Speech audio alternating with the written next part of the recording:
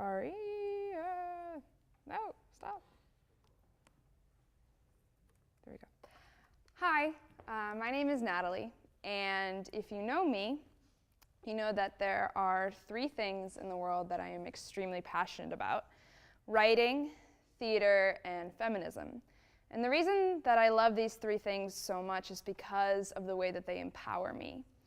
Writing empowers me because I've always found that I express myself best through writing. It's a lot easier for me to understand my experiences, my emotions, and my ideas when I write them down, as opposed to when I'm just talking about them. And it's very cathartic for me. It helps me process, and it helps me figure out who I am and what is life, and all those great questions. And theater is also very empowering because of the way that I can connect to a script. I can connect to experiences of these characters, of these other people, and embody them, and then create a reaction, an emotional reaction, a meaningful impression on an audience and really captivate them, and that's really important to me.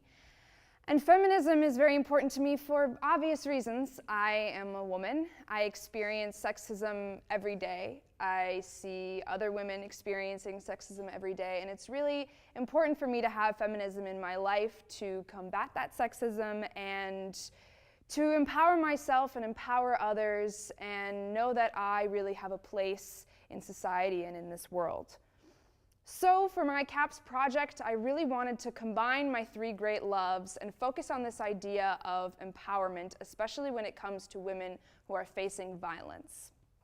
So I wanted to research how theater was a really important tool for talking about women's rights issues, and I wanted to write my own play about violence against women, specifically focusing on domestic abuse. Because I think that often our perception of violence against women leans towards the idea of, oh, a woman is walking in an alleyway, she gets kidnapped and brutally murdered and raped. But in reality, and this is something that really terrifies me, is that women face violence in their own homes. Women are both emotionally and physically abused by people that they trust, by people that they love, people that they choose to be with and want to be with, by people that they lie in bed next to at night. And this is something that I wanted to do something about. So I decided to write a play and really focus on empowering women who have faced violence through this play. So the power of telling your story.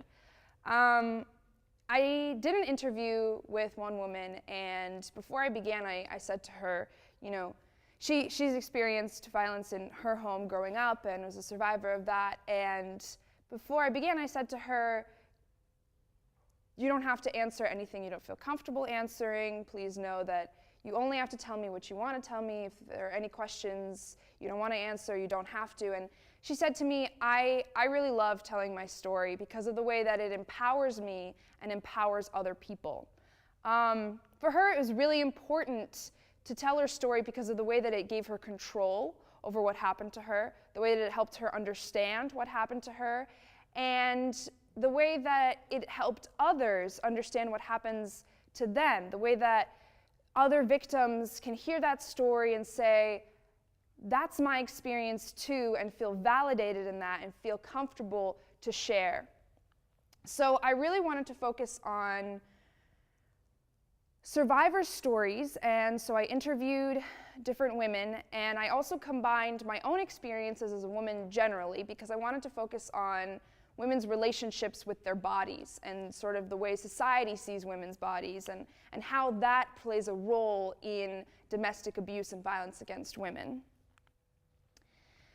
And I wanted to do a play because I think that theater is one of the most meaningful ways of connecting with people. When you're sitting at home and you're watching the news or you're watching a movie where a depiction of violence is on your screen, you see a woman being beaten or whatever it may be, you know that that there's a barrier between you. You know, there's a screen. It all feels so far away. It doesn't feel like reality. It feels like TV. But theater really breaks down that barrier, forces an audience to connect with the performer, for the performer to connect with themselves and the words that they're saying. And it's a really beautiful and meaningful experience. So I wanted to really allow these stories to be told in the first person, so that whoever is sitting in that audience understands that this is reality. These are real women, three-dimensional human beings with real experiences, and not a news reporter sitting in a suit telling you about some horrible thing that happened, because we never get to hear the actual victim and survivors' stories. So this is a quote by Ensler, who is a playwright who writes a lot about violence against women and does a lot of activism in that area. And I really think that this quote kind of sums up what I'm talking about here. And something that's really, my favorite part of the quote is the end, where she talks about how being vulnerable, telling our stories and saying these things out loud, being vulnerable really makes us stronger and unites us in the end. So that's what I wanted to do with my play, is to show that we can be vulnerable, we can show our weaknesses, but that doesn't make us weak. It actually makes us stronger, and it actually unites us against this issue. So the goals of feminist theater, and really the goals of my project, were to give a voice to the issue,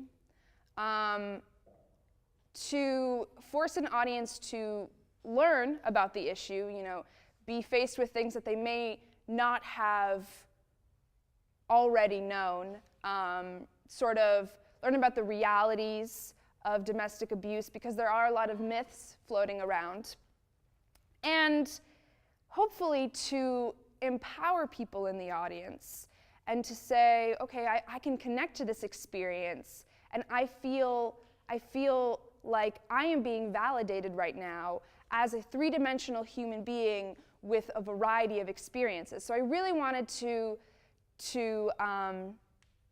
capture the different and diverse experiences that women have. As a white, cisgendered female from Newton, I have a lot of privilege, and I wanted to recognize that my experience as a woman was different from a woman of color or a transgender woman, a woman in a different country, but also that all of our experiences are united in some way.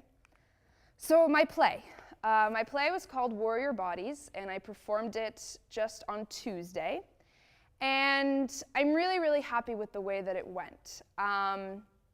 I feel like I really focused on the idea of women's bodies being able to tell their own story. And I played multiple characters who all had different experiences, were at different levels of sort of admitting to their situations. And I allowed myself to be vulnerable and to really be honest with an audience. And it was terrifying, absolutely, but I also think that the response was incredible. So here are two of the characters that I played. The one on the left is a woman who was not necessarily in denial about her abuse, but wasn't about to leave. And the one on the right was actually a monologue that I performed that was really actually the closest to my own personal experiences. It was kind of about being a teenager in love and young girls' relationships with sex.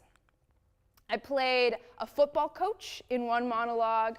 When it was kind of ridiculous, I was like pumping up this one kid, telling him to be a man, grow some balls, but also, you know, to point out the way that we really do, especially in sports, kind of portray this idea of hypermasculinity, and that plays a role in domestic abuse, this idea of take control, dominate, get out there and you know, you can have what you want if you just use your manly fightness. And that's a very, very toxic thing that we do to boys. Here, you can see me rubbing blood on my face. This was a moment where I was, You Make Me Feel Like a Natural Woman was playing, and I was rubbing blood on my face, but also like really into the music. And then I took a mirror and I took a look at myself and realized that I was covered in blood, and sort of this idea of the song, you know, once meaning, oh, love, this love is so beautiful, and I'm validated through this love, and I feel like I'm a woman now. Not necessarily being, in reality, wasn't that healthy of a relationship at all. And I really liked this moment, and the feedback that I got, it was definitely powerful for other people as well, because I really, you know, that image of blood on my face was shocking for an audience, and also in contrast with the song, you know, having this positive message really created this kind of twisted, dark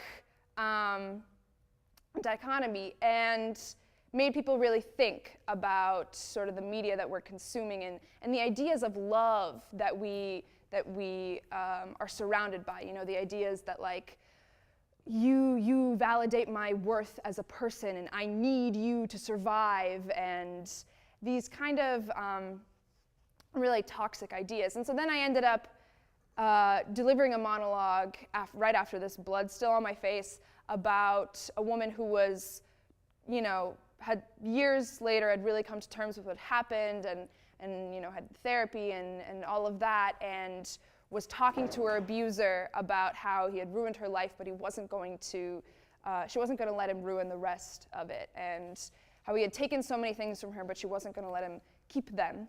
And then I washed the blood off of my face and delivered a final monologue in which I really put myself out there.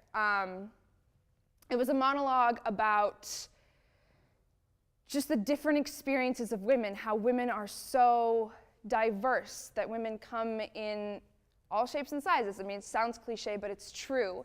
And it was just about how okay it is for some women to be emotional, and for some women to not be, and for some women to be somewhere on the spectrum, and for some women to look like this, and for some women to look like that, and how all these things, not necessarily that we have to romanticize it and say, oh, you know, everything is beautiful, but just that it's natural, that it's human, that it's reality, and that's fine, and it's good, and we can be accepting of it all. And I ended up, you know, talking about body hair, and I showed everybody my armpit hair, which was terrifying for me because in a high school setting, you know, not everyone was ready for that or wants to see that. But it was really important to me. It really kind of embodied what I did with my project, which was that I was not going to hold back. You know, I was really going to talk about the things that mattered to me as a woman and the things that I thought mattered to women in general. And so I did. I had feedback forms after the play because I really wanted to gauge what people's responses were. And they were overwhelmingly positive, but I think this is something that's really interesting. So looking just at females first, one of the questions was, did you personally relate to some of the material in the show, yes or no? So out of 50 women that took the survey, 39 said yes, and 11 said no.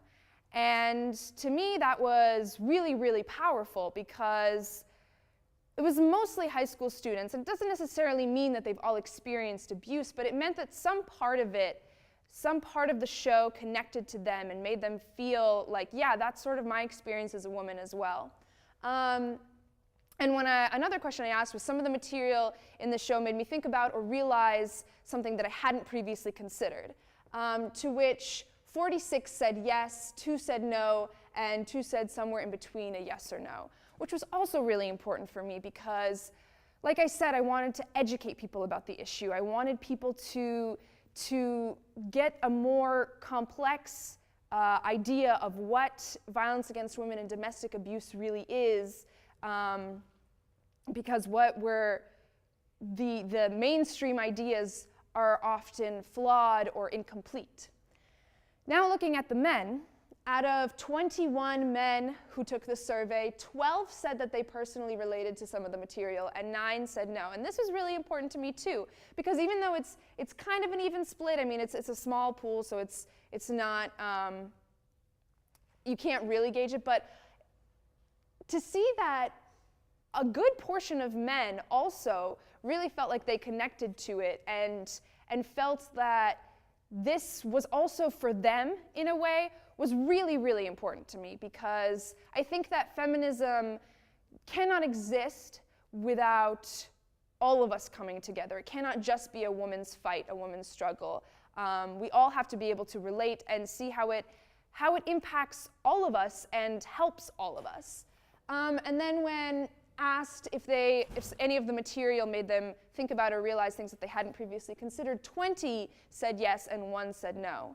Again, that was very powerful for me to see, because I really wanted, and I had a lot of people come up to me, especially men, saying, I learned so much from this, and I'm so happy you did this, and I think I understand a lot more now.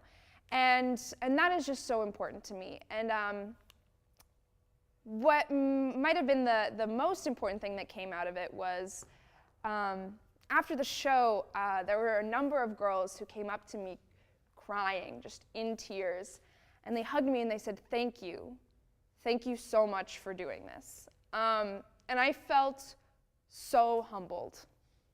I'm so honored to have been able to have this experience and to be able to do this here. I mean, it's so, so important. And to feel like I truly made an impact on someone else's life. And that made an impact on my life. This experience has been so important to me.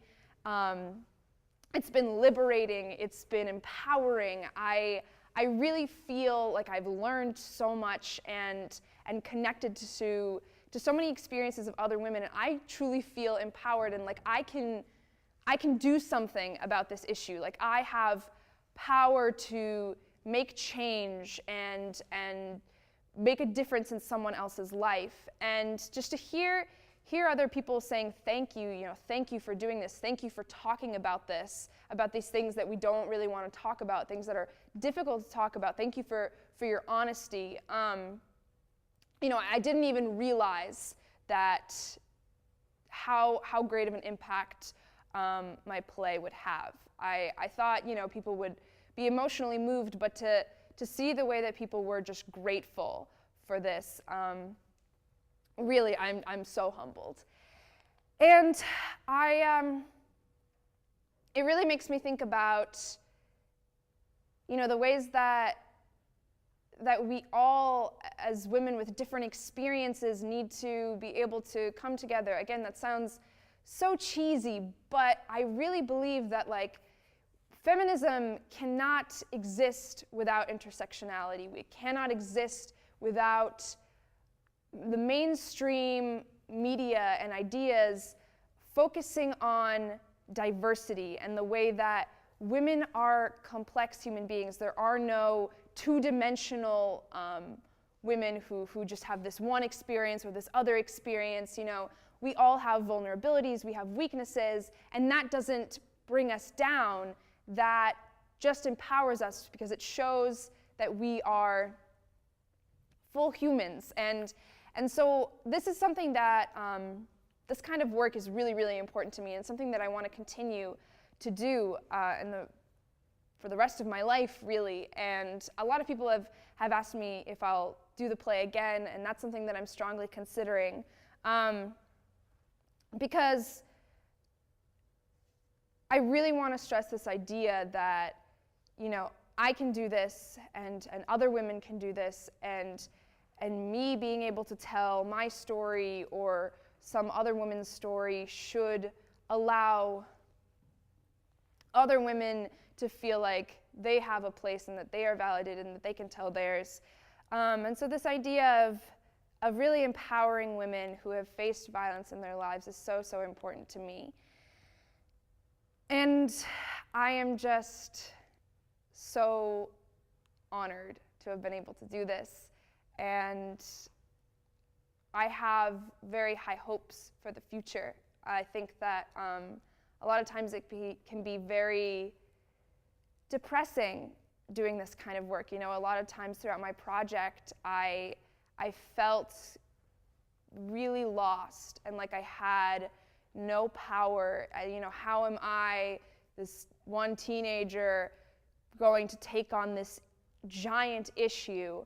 And I realized that this small thing that I did really does make a difference. And so it's really important for me to feel like going on into the future, there's hope, and there are so many ways to empower women and to be able to join together and take a stand. So thank you so much for being here today, and